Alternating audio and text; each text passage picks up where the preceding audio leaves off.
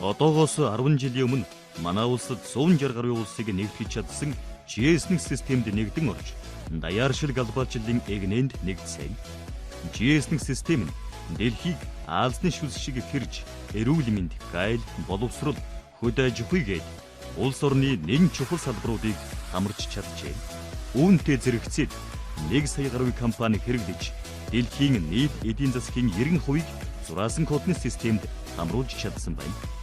Эдгээрээс хамгийн их хэрэглэгдэж үр дүнгээ өгч байгаа салбар бол худалдааны салбар юм аа. Салбар болгон өөрийн онцлогтой учраас энэ зураасан кодыг шил хамгийн их түгээмэл хэрэгжилж байгаа. Одоо дэлхийд даяар хамгийн мундаг сайн хэрэгжилж байгаа бол энэ одоо жижиглэнгийн худалдаа. Яг бол жижиглэнгийн худалдаа гэдэг маань зүгээр нэг барааг ингээ авчираад энэ биш шүү дээ. Энэ чинь үйлдвэрлэл тийм ээ. Энэ татан агуулт, импорт. За тэгээд энэ чинь өөрөө ингээ хүргэлт. Энэ бүх одоо дамжлагууд байна шүү дээ. Асар их олон дамжлагууд. Энэ бүхнийг л одоо тэр хамгийн үр ашигтай болгох ийм арга зам шүү дээ. Тэгэхээр Монголдо цаашдаа. Гэтэ энэ манай дэлгүүр болгон энийг бас тэр мэдж байгаа. Энэ бас юу? Бас юм зохицуулах, цаашдын зөвлөгөө өгөх, үйл ажиллагаа хэрэгжүүлэх энэ аюул олон юмнууд байна. Технологи талаасаа биднээс өнөөдөр бас одоо нэг хэмжээст, хоёр хэмжээст, гурван хэмжээст ингээ явж байгаа бол одоо цаашаа радио долгио гэж бид ярьсан. Энийг ингээ ашиглах. Тэгээ цаашаа мобайл хэрэглээр өнөр. Ингээ орчин үеийн супермаркет тийм ээ, орчин үеийн таны энэ сүлжээнүүд хөгжихийн хэрээр за тэгээ мэдээж иргэн дотор чинь жижиг дунд үйлдвэрлэл.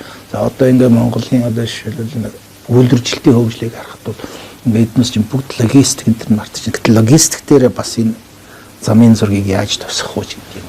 Иймэрхүү маш ачаал бүгдтэй нь цаашдаа бол салбар болгон өөрөө онцлогтой. Эрүүл мэндийн нэг өөр, жижиглэн нэг өөр, уул уурхай нэг өөр.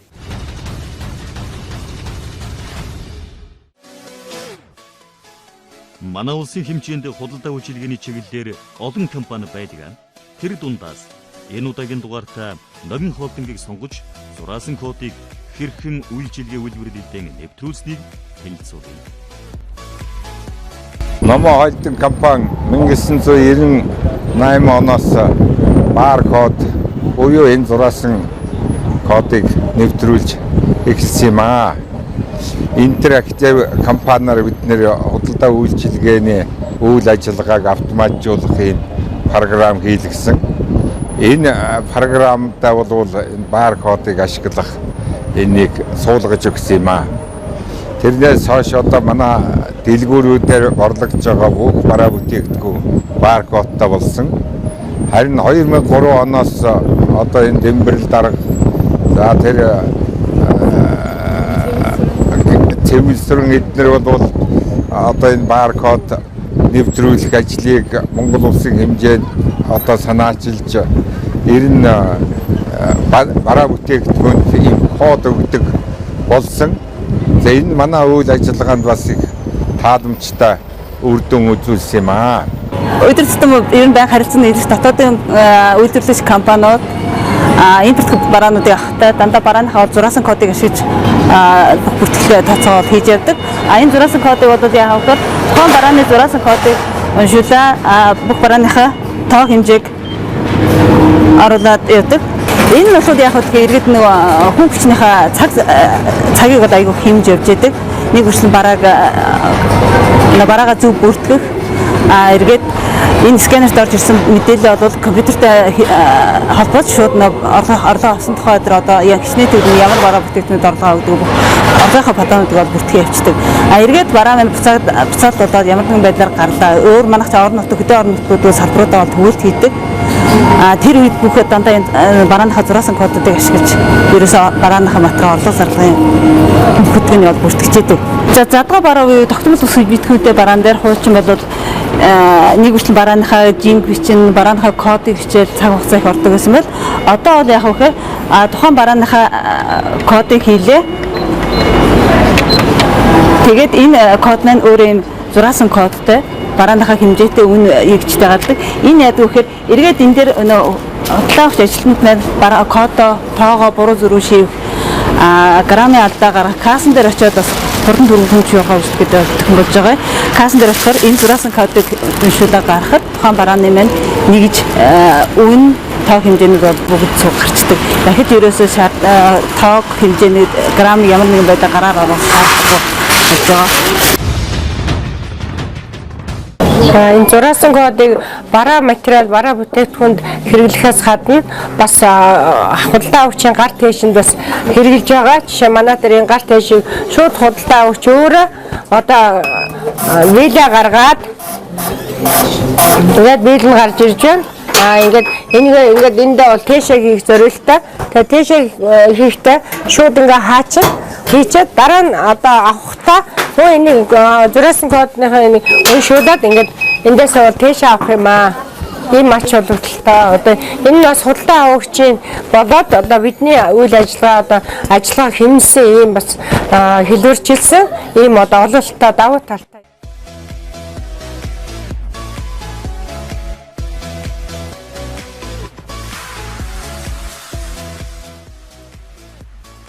Дотроо 10 гаруй охин компанитай Номын холдинг нь Эрдэнэт хэвсний үйлдвэр тэжигсэн зураасан кодыг амжилттай нэвтрүүлжээ.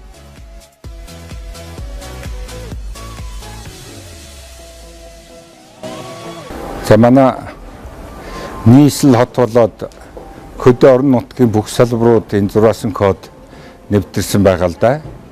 Нийт одоо бараа бүтээгдэхүүн бол энэ зураасан кодоор хөдөлмөрчд үйлчлэгдэж байгаа. За мөн агуулах одоо даач гэсэн энийгээр тооцоо хийж байгаа. Галийн баталгаа дагуулах байгаа ухаанда галийн баталгаа дагуулахад орж байгаа бүтээгдэхүүн бол баркодоор ороод тэгээд баркодоор гардаг. Үлдэгдэл нь бол одоо ийм байна гэдэг нь харагдаж байдаг. Энийг галийн ерөнхий газар хотын галийн газар одоо шууд мэдээлэл тухайн цаг үед авч болох ийм боломжтой болсон байж байгаа. За тухайлбал одоо Эрдэнэт хэвс гэхэд мөн одоо бүтээвнэ ингээд баркодтой болгоцсон. Энэ бол одоо хот хөдөөд очихдоо мөн ялгаа байхгүй энэ баркодоор борлогдож уншигдэж байгаа юм аа. За манай компани хувьд бол 2011 оны 9 сараас хойш кодлын систем рүү шилжиж турштай ажил хийсэн. Үйлдвэрлэлийн санхүүгийн үйл ажиллагаа болон бэлэн бүтээгдэхүүндээ баркодыг ашиглах нь 2012 оны 1 сарын 1-ээс хэлж хийгдэж байгаа ажил гаргах хугацаанд явагдаж байна. За энэ кодыг нэвтрүүлснээр ямар ач холбогдолтой байгаа гэхээр манай дээр байж байгаа механик ажлууд нэлээд хүмүүжлэгдсэн. Жишээлбэл манай бэлэн бүтээгдэхүүн маань складын чиглэлтэй маш олон нэр төрөлтэй, маш олон хэмжээтэй, маш олон бас загвар дизайнтэй тэр болгоныг дандаа гараараа бичиж одоо хийдэг гэдэг ч юм уу тий. Гэтэл тэрмэн мөгд одоо кодлогдсон учраас сканер дан уншуулах ч юм уу тэр хэмжээний механик алдаанууд багассан гэсэн үг. Өөрөөр хэлбэл хүмүүс хилээд нөгөө хүмүүс сонсоод бичдэг механик алдаанууд аяг гардаг. Буцаад санхүүгийн ч гэдэг юм уу тухайн бүтээгдэхүүний үед бол маш их зөрчил гардаг учраас эргэж хянах, эргэж буцааж үзэх тийм хүндрэлүүд байсан бол энэ асуудал ерөнхийдөө шийдэгдсэн. Тухайн бүтээгдэхүүн дээр л код менцэг наагаад бичигдсэн байгаа тохиолдолд хүнээс хамаарсан алдаанууд байхгүй болсон нэгдүгüрт нь. Хоёрдугаарт нь энэ програмтай програм шилжсэн учраас ямар бүтээгдэхүүний үлдэгдэлтэй байгаа болон ямар бүтээгдэхүүн хөдөлгөөнд орж байгаа, ямар бүтээгдэхүүн илүү эрэлт хэрэгцээтэй байдаг ч гэдэг юм уу. Тэр талаасаа маркетинг талд нь нэлээд чухал ач холбогдолтой.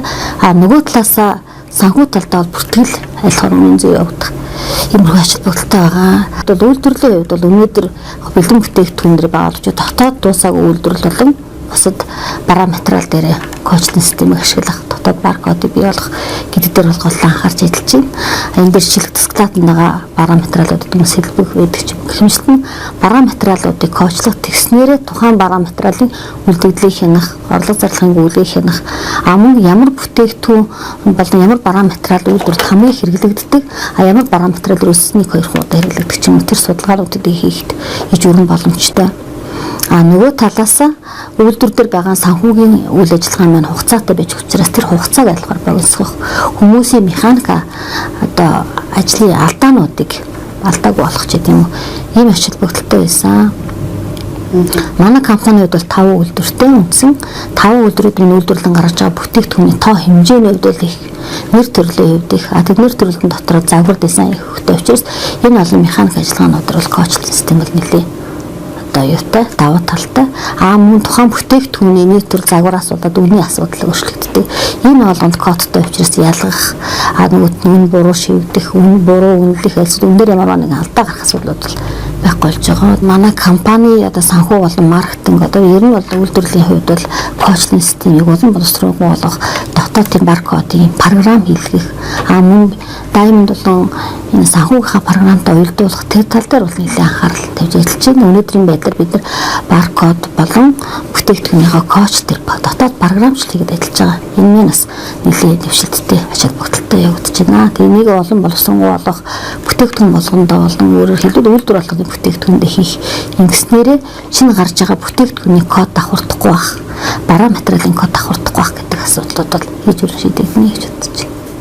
За ер нь 11 оноос бид тэр энэ бүх бүтээгдэхүүнээр бар код зураасан код оруулъя гэсэн асуудлаа яриад тэгээд ерөөхдөө сургалтаа аваад тэгээд ер нь одоо хэрэглээд нэг жил гарна л болж байна да. Яг өмнө нь бид тэр зураасан код ашигладаг байхдаа бол зүгээр өөрсдийн бүртгэлийн код гэж байдаг тэрийг ашигладаг байсан. Тэр үед бол бас бүтээгдэхүүний одоо гүйлгээний явцад зөрчил гардаг, орлого зарлага зөрдөг, одоо тухайн бүтээгдэхүүний өнгө код зөрдөг асуудал маш их гардаг байсан. Тэгээд яг зураасан код ашигласнараа бол яг одоо анхан шатныхаа бүртгэлийг зураасан кодоор зөв бүртгэж явуулсан байхад эцсийн хэрэглэлтээр очиж тэр бүтээгдэхүүн ямар нэгэн зөрчил үүсгүйгээр борлуулалт үйл ажиллагаа ямар нэгэн доголдол үүсгүйгээр одоо алдаагүй явж очиж байгаараа их даваа талтай болж байна л да. Манай дотоод код гэж байдаг бүртгэлийн код. Тэрийг бид нар яг зураасан код руу шилжүүлээд бүтээгдэхүүн бүх бүтээгдэхүүн дээрээ бол шашгамаа наагдаад очиход одоо экспортын харилцагч нар бүгд манай энэ зураасан кодыг шууд ашиглах боломжтойгоор байдаг. Тэгээд бид энэ бүтээгдэхүүнийхээ шууд одоо энэ код ашиглаад экспорт бүх бүтээгдэхүүн экспортлж гаргадаг.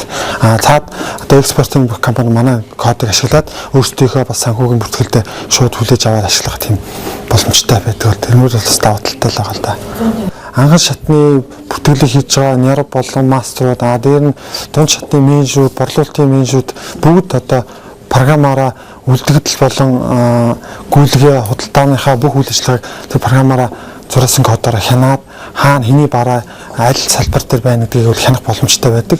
Эргүүлээд дутагдал гаргах ч юм уу зөрчил гарахад эргүүлээд зураасан кодоор бүртгэлийн кодоор хайгаад олох боломжтой, зөрчлөлтөд ордон шуурхай арилгах боломжтой байдаг юм бол. Бүртгэлийн код бол өмнө нь бид нар яг еркий код байдаг байсан. Тэгээ энийгээ зураасан код руу шилжүүлэхэд бас маш олон мэдээллийг багтаах шаардлагатай болсон. Тэгээд одоо бүтээгдэхүүн болон өөрийн онцлогтой байдаг.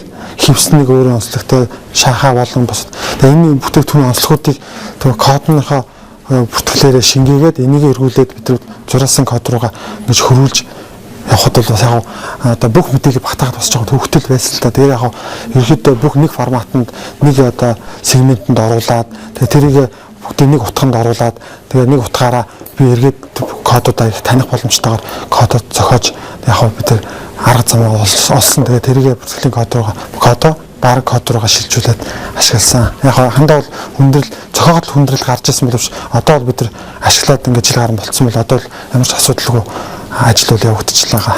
Одоо бид нар яг бүтээгдэхүүн дээр л ингээ ашиглаж байгаа боловч цаашдаа ер нь одоо үйлдвэрлэлийн бүхэл процесстой энэ зураасан кодыг ашиглая гэсэн төлөвлөгөөтэй явж байгаа. Тэгээд жишээ нь хангамжийн импортоор орж иж байгаа болон сэлбэг хэрэгсэл түүхийн эдийг орж ирэхэд шууд зураасан кодоо анхны шатнаас бүртгэлээ хийгээл бүртгэж авах. Эргүүлээ тэр маань буцаад орлого зарлага маань тэр кодоор л явж байхад бол даваа талтай гэдгээр энийг бол цаашдаа бол хөгжүүлж явна. Бас тэр бүтээгдэхүүн үйлдвэрлэлийн түүхийн эдийн процесс ноос болон бүтээгдэхүүний тэр процессыг бас бад зураасан кодоор бас ингэж хянаж явах бүртгэлээ хийх зорилготой ажиллаж байгаа даа бид нар бол.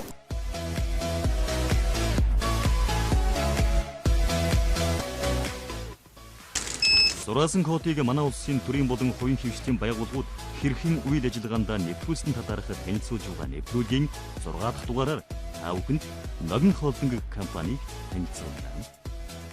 Дараагийн дугаараа дараа 7 өдрийн 19 цаг 30 минутаас хүлээж авч үзээрэй.